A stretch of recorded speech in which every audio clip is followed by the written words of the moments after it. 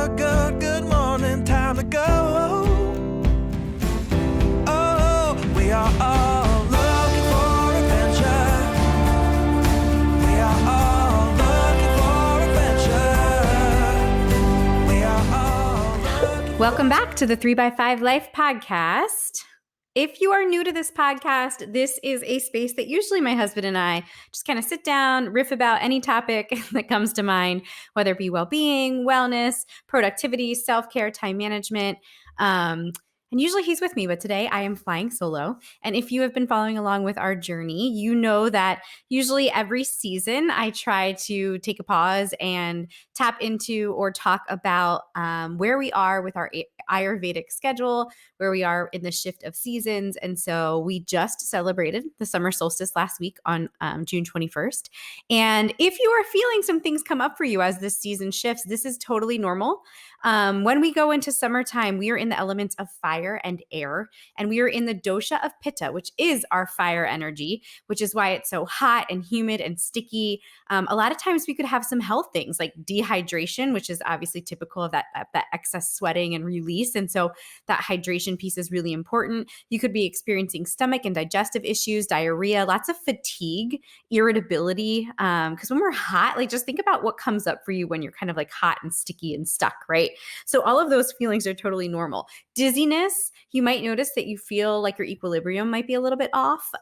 Sometimes even just like nausea, or you're not like your appetite, you don't have a lot of a big appetite. So these are all things that happen to us seasonally when we enter the Pitta dosha. And so I want to talk today about what are some tips to kind of keep you cool and to keep you as healthy and feeling as good as you possibly can during the summer season.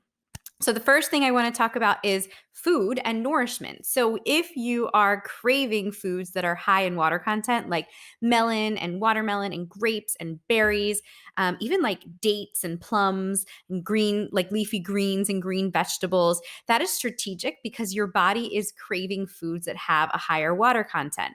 Listen to those cravings, because when we eat those cravings, it creates a cooling effect. And so if the goal is to reduce that hot, fiery pitta, then when we eat and pacify that with cooler foods, you immediately will have some of those health things go away. The irritability, the fatigue, the kind of like stickiness. So that's one way to really kind of combat that summer slump when it comes to our health.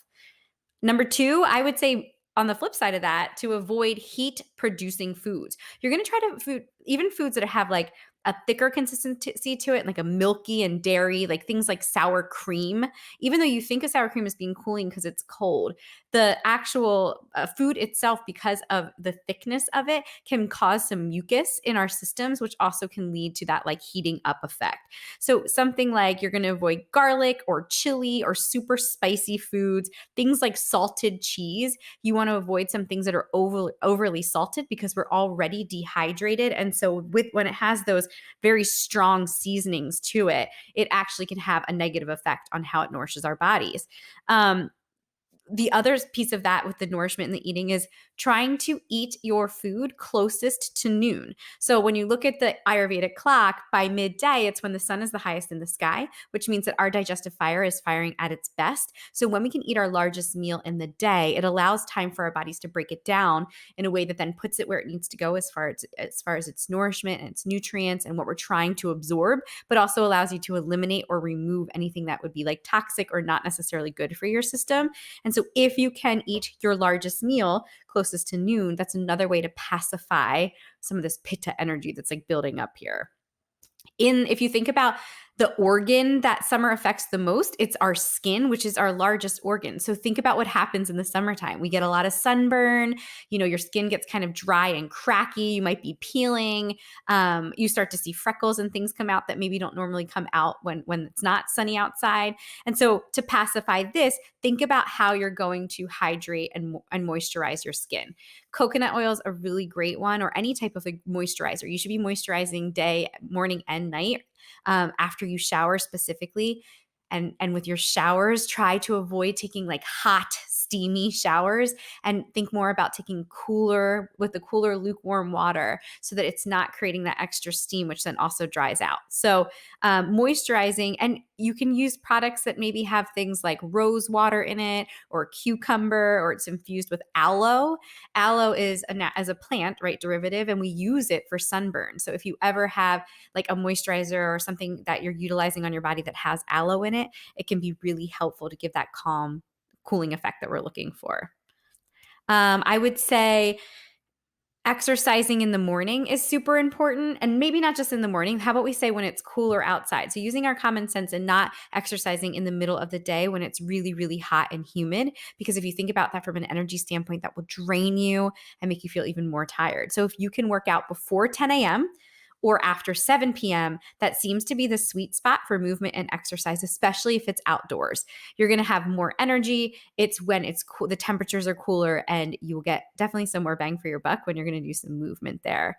If you're not a morning exerciser, that's fine. Maybe kind of recognizing that in the summertime, we do stay up a little bit later, and that's naturally our biorhythms are telling us to, because it's so hot during the day that really is the only time we can enjoy being outside. And so if you're finding that your exercise is after 7 and you can go to bed maybe like a half hour later, then you can kind of combat that idea that you can't exercise at night or in the evenings. This is a perfect time to go for a family walk or a family hike, or, with a partner or a friend. It's great for that connection and community as well. I'm trying to think. Oh, so and one more thing for movement. I was thinking about ways to kind of pacify heat. And this might sound counterproductive, but something that I love to do in the mornings are sun salutations. So sun salutations is a form of yoga. It's just the natural movement of going from pose to pose in sync with your breath.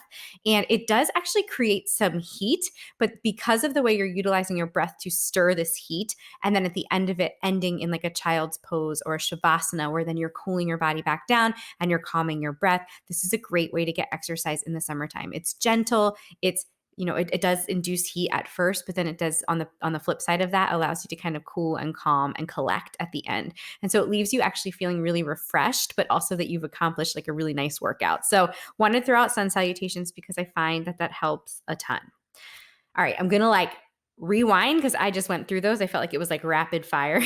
So if I could summarize those in some bite-sized, chewable action items, I want you to just naturally think about the fact that we are overheated in the summer. So think about Pitta and fire. And then every choice that you make throughout your day, think about ways to pacify that excess fire. Because when we do, we feel so much better. So that is eating cooling foods, limiting super spicy and heat-inducing foods. That is eating your meals closest to noon so that your digestive fire is at its highest and you're able to process and break down your food without creating excess heat. That's the use moisturizer, maybe some coconut oil or something that's infused with rose, cucumber, or aloe. Avoid hot showers and try taking some colder, cooler showers with the water. Also, which I didn't mention before, but something on in the same realm of food is trying to avoid really hot drinks. If you're reaching for hot coffee or hot tea, actually what's best for our digestive system and removal of toxins in this season is lukewarm. Iced beverages, you think that would make sense because it's like really, really cold. And I think we crave sometimes those iced beverages. But if you drink iced beverages close to or with meals, it can sometimes mess with the pH in your digestive system. It can slow down some digestive fire. So with meals or right around eating time, I would say try for lukewarm, but it's totally okay if you want to have an iced coffee or something in the morning that just kind of gets you going. But if you can, avoid those hot drinks as well. And then the last piece was just like that movement in the morning before 10 or after 7. And all of these things, you don't have to do all of them. That's the beauty of Ayurveda, is trying to figure out, or any type of self-care or health goal, right? I can't do a one size fits all for every person I speak to, but it's like throwing spaghetti at the wall. One of these tips that you try or utilize might help with that irritability, that dehydration, that dizziness, that fatigue that sometimes overwhelms us in the summertime. And if one works, then you have a new tool in your toolbox, and then maybe try another one and see what happens. So all of this is just some things that I've found to have worked for me when we transition into this Pitta energy summer months. So I hope this lands somewhere with you, and maybe something that I went over speaks to you and you're just willing to try, right? Everything is information, and maybe you will find something that just helps you feel a little bit better. And that's our goal. So I hope you have an awesome week. Remember, think cool thoughts, really cool thoughts, and you will feel so much better. But we will see you soon. Take care. We are all